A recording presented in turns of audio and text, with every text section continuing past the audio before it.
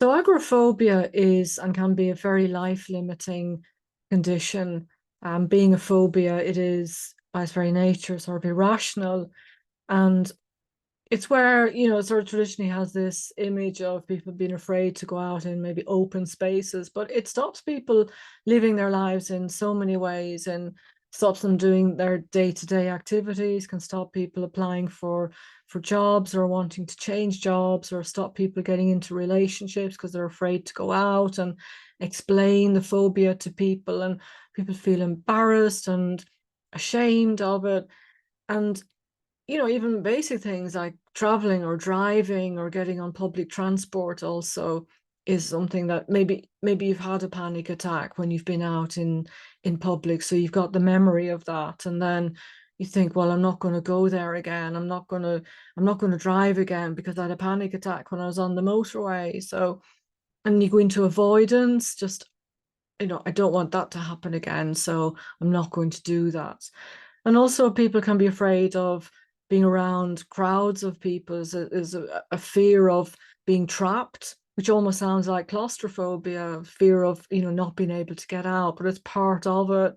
It's part of agoraphobia. So it's quite multifaceted, if you like. It manifests itself in so many ways, but it's extremely life limiting and really very depressing for people who do suffer from it, because it tends to snowball, and one panic attack can create another one, and then you have a fear of panic attack and fear of panic attacks, and then turn into complete avoidance situations within your life.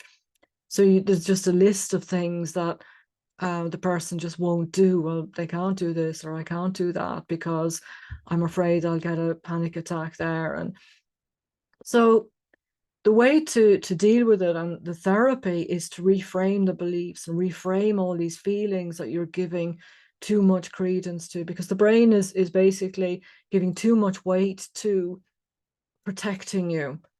For some reason, it's created this phobia to protect you, whatever has happened, or a series of events, or it can be genetic component as well. They don't actually know exactly what causes agoraphobia, so there are different reasons for it. But the fact that you have it is a problem. But it can be treated, and treated successfully, by dealing with those thoughts, those feelings. So you learn to dismiss them, and you learn not to give them the weight that you have been giving them.